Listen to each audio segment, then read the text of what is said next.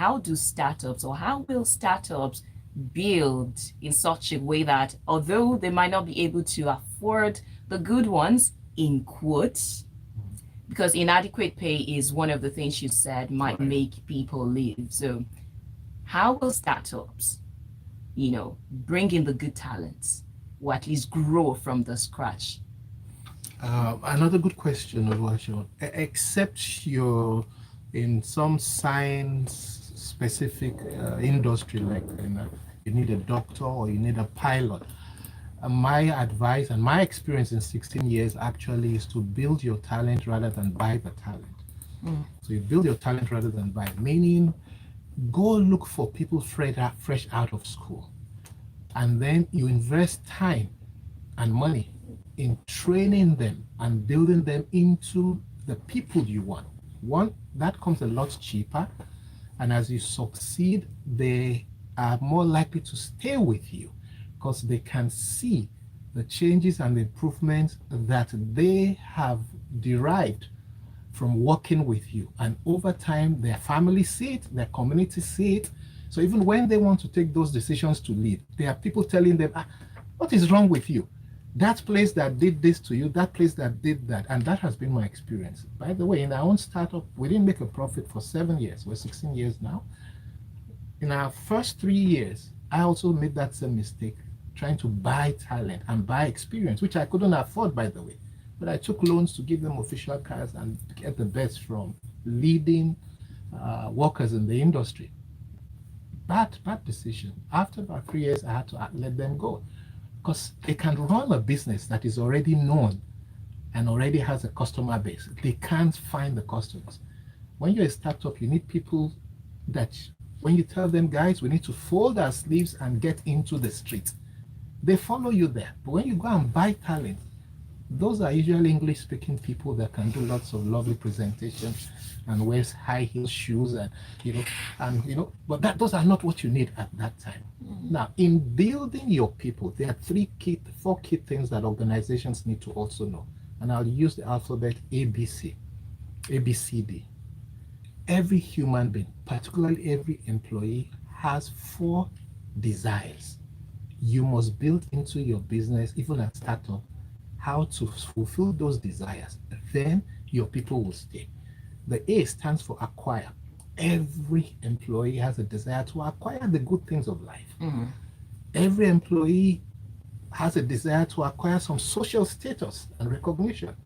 So you must find a way to build into your system, whether it's club membership or the TGIFs or the opportunity you give them to speak, knowledge sharing series in the organization to improve their public speaking. And you are fulfilling that desire that they have to acquire the A. The B, every employee has a desire to bond, to form positive connections with individuals and groups, right?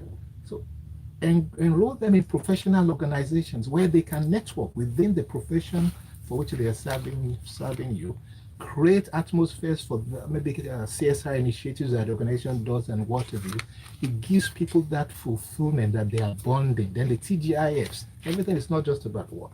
Have play moments within the organization where everybody forgets levels and all of that. You are fulfilling that desire to bond.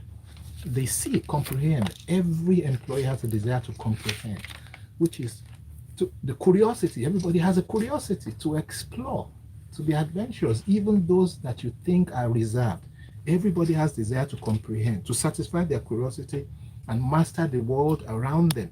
So offer hybrid work environments, for example, so that everything is not just work. They can work from home. We had started hybrid work before COVID.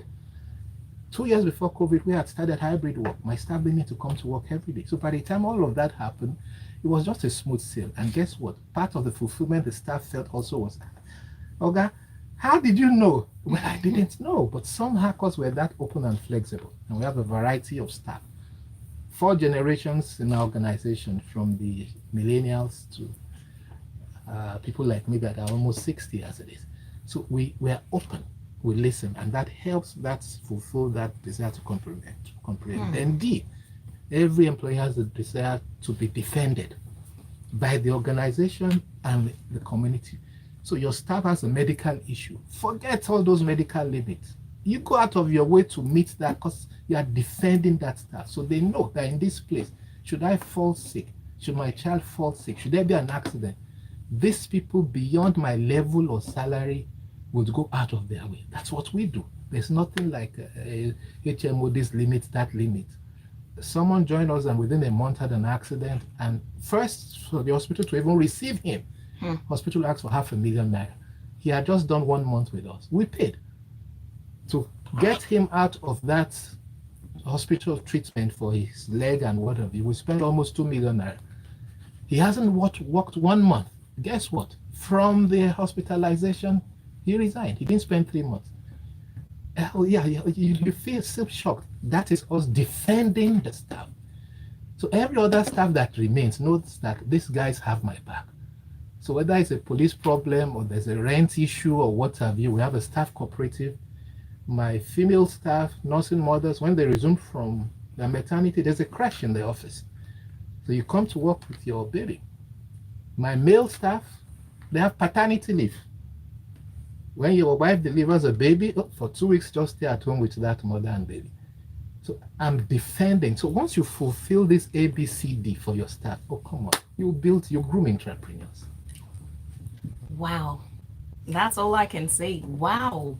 If you're on YouTube, you'd see my facial expression because wow. At the start of this conversation, when I said I saw the definition, the basic definition of entrepreneur, Right. I was asking if we really have entrepreneurs. But now They do exist. it's more like, do we have people who want to groom entrepreneurs? Absolutely. Because all the things you just listed, how do you cater to somebody's health and wellness with that amount of cost and the person left you? How did it make you feel? That's the thing. That's why I teach, I speak, and I coach. And these are values, again, acquired from one of my mentors, John C. Maxwell. You can't lead people if you don't love them and value them. When you love people and value them, then things move beyond. So when we say our people are our greatest assets at Resource Intermediaries Limited, it's not a cliche. They are our greatest assets. And we live it. Now, guess what? That individual that left, and most individuals that have left us, they end up bringing the most business for the organization because they live as ambassadors. So that's why I don't get upset about it. Now, was I like this from start? No, but I also had mentors. So if you're in business, get a business mentor.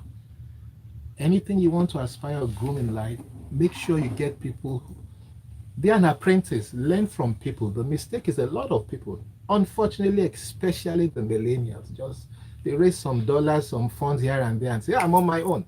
There's some fundamental issues. You need the experience and the wisdom of the old like us, while we need your energy and your creativity. The two, I benefit from all of that in my organization.